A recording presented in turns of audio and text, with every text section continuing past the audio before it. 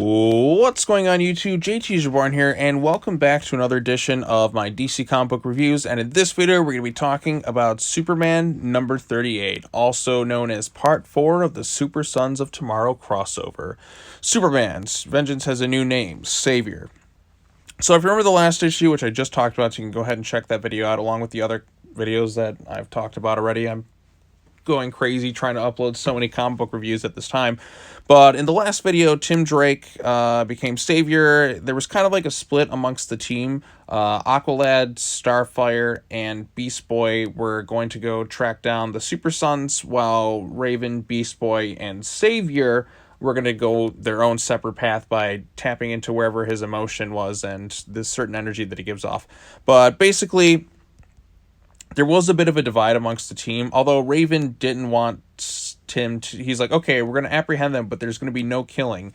So, but she still went with him, and same with Beast Boy, and just, I don't know, I kind of had gripes with that.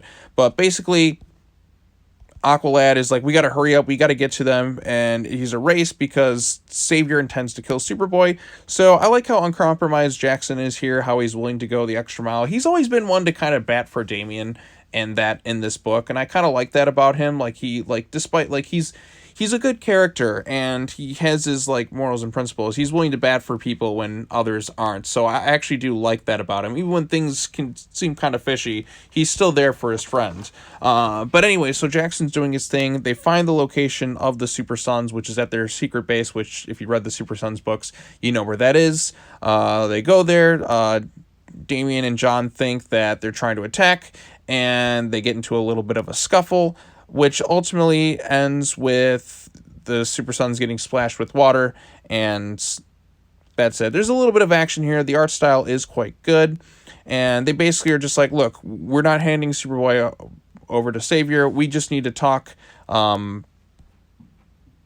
Elsewhere, the Titans of Tomorrow, Cassie, Connor, and Bart are being pulled through time through Savior's severed hand. Yes, his hand became severed in the last issue through hyper time.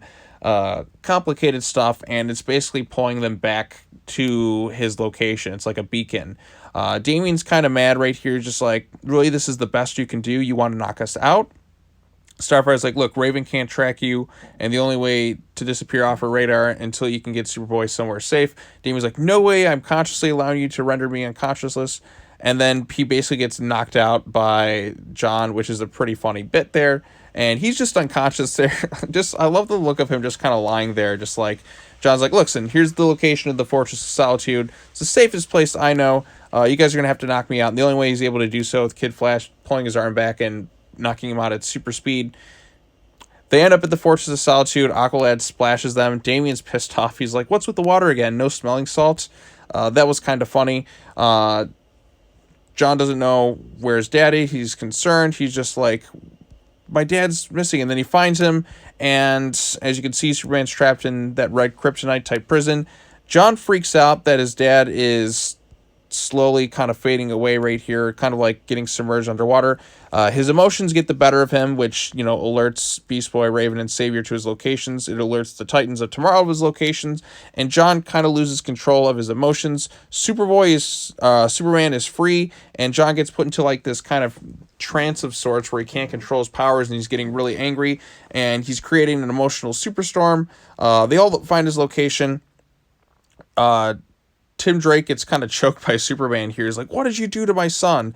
And he's just like, he's like, you got to let it happen, Clark. If Superboy dies here today, millions will be saved. So yes, he's going out of his way to want to kill a 10-year-old.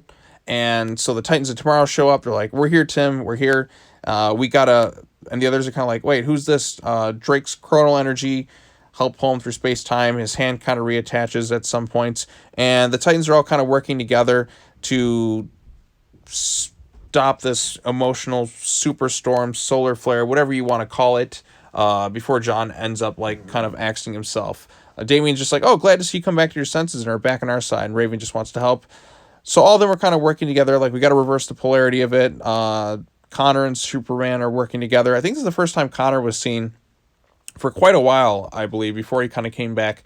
So everyone's kind of there, trying to do the best they can to stop it. Damian's pissed off at Drake. Like, you look what you did, you idiot. You got him killed. You're getting everyone killed.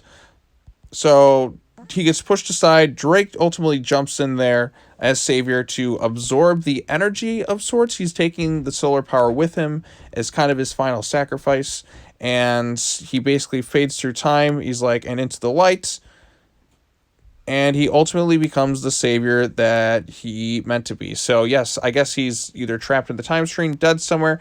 I don't know. He kind of took the energy with him as he got displaced through hyper time, and he ultimately saved everyone, but he's gone in the process. And that basically wraps up the and as you can see here, you can see all these various timelines. You see it was a Crisis on Infinite Earths. I don't know if this ever is going to play a factor into anything else. There's the rebirth stuff. There's a lot of various important moments through the course of DC, as you can see through here. You can kind of get there. Like, that was Crisis on Infinite Earths. There's the hug at the start of DC Rebirth. All these other various moments through time, and he kind of gets sucked into it. And that's basically where the issue ends of sorts. There's a lot of nice action. The artwork is, per usual in this arc, has been quite good. The writing was on point for most of it. There's some things that kind of had, again, just the way some of the characters were handled through this arc. I would have done things a little bit differently, but it's not outright awful. But for the most part, I did enjoy this issue. The banter between Robin and Superboy, of course, is always fun. I like the way Starfire is portrayed here. I thought that was quite good. Aqualad, I like how he stands on principle. I always like that about him, and how he kind of uses his powers to kind of apprehend the Super Sons a bit, because there was a bit of a conflict, because they're thinking, oh shit, they're turning against us for whatever reason, and we gotta fight, yada yada yada. It was cool to see the Titans of Tomorrow come in, and seeing Superman and John losing control like that, just showcasing his awesome power that he has. I like it. It's like he's going Super Saiyan without him realizing it. You know what it kind of reminds me of? It definitely, I'm getting Dragon Ball vibes, like when somebody turns into the Great Ape, the Ozaru of sorts, and they lose control of their powers and don't know kind of where they are. But yeah, John looks pretty cool here. It's like he's like, I'm gonna turn Super Saiyan of sorts. But yeah, so that's in essence the issue in a nutshell. Again, I enjoyed it. I think it was a fitting end to this Tim Drake, and it understands why he became savior in a way. It's kind of a poetic end to that character. I don't think he ever shows up again. But yeah, that's Superman number 38. Again, I really love the Superman Rebirth stuff. I guess this, whatever that run was, it was quite good, and it's unfortunate that we don't get this Superman book anymore.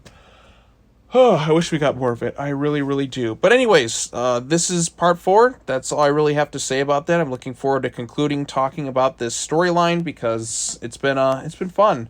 But anyways, what are your thoughts on the Super Sons of Tomorrow story arc? What do you think of part 4 of it? Let me know in the comments section down below.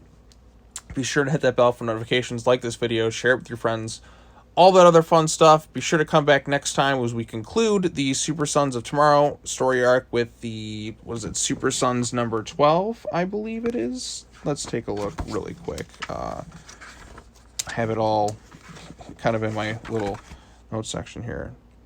Yep, the next issue of Super Sons number 12. And that's it. That's all I got to say. As always, take care now. Bye-bye then, and I will see you all in the next video as the final part of the Super Sons of Tomorrow thing, and the last crossover with the Teen Titans book with the original team. So, yeah. All right. Bye-bye.